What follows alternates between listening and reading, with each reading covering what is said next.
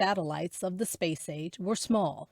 Sputnik, for instance, weighed just 184.3 pounds. America's first satellite, Explorer 1, was even smaller, at only about 30 pounds. Over time, satellites grew to accommodate more sensors with greater capabilities, but thanks to miniaturization and new technology capabilities, small is back in vogue.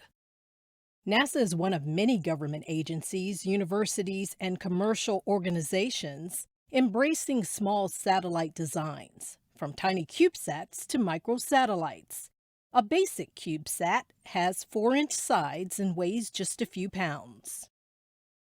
A CubeSat can be put into place a number of different ways. It can be a hitchhiker flying to space on board a rocket whose main purpose is to launch a full-size satellite, or it can be put into orbit from the International Space Station. Astronauts recently used this technique when they deployed the Miniature X-ray Solar Spectrometer, or MinXS, a CubeSat that studies solar flares. In 2018, NASA plans to launch the CubeSat to study solar particles, or CUSP. It will hitch a ride out of Earth orbit during an uncrewed test flight of NASA's Space Launch System. CUSP could serve as a small space weather buoy. Eric Christian is CUSP's lead scientist at NASA's Goddard Space Flight Center in Greenbelt, Maryland. Right now, with our current fleet of large satellites, it's like we're trying to understand weather for the entire Pacific Ocean with just a handful of weather stations. We need to collect data from more locations. For certain areas of science, having a larger number of less expensive missions will provide a powerful opportunity to really understand a given environment. If you had, say, 20 CubeSats in different orbits, you could really start to understand the space environment in 3 dimensions. NASA scientists are taking this approach of using a constellation of sensors to probe the details of a large area with a number of recently launched and upcoming missions. The Cyclone Global Navigation Satellite System, or CYGNSS, launched in December 2016.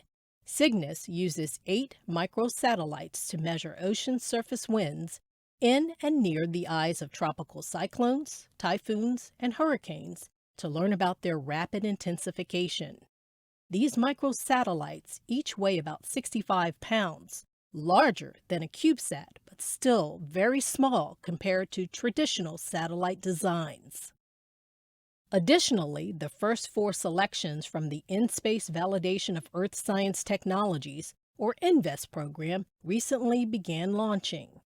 The goal of the INVEST program is to validate new technologies in space prior to use in a science mission. Raven, the first of the INVEST CubeSats, was launched in November 2016 to demonstrate a new way to measure radiation reflected by Earth.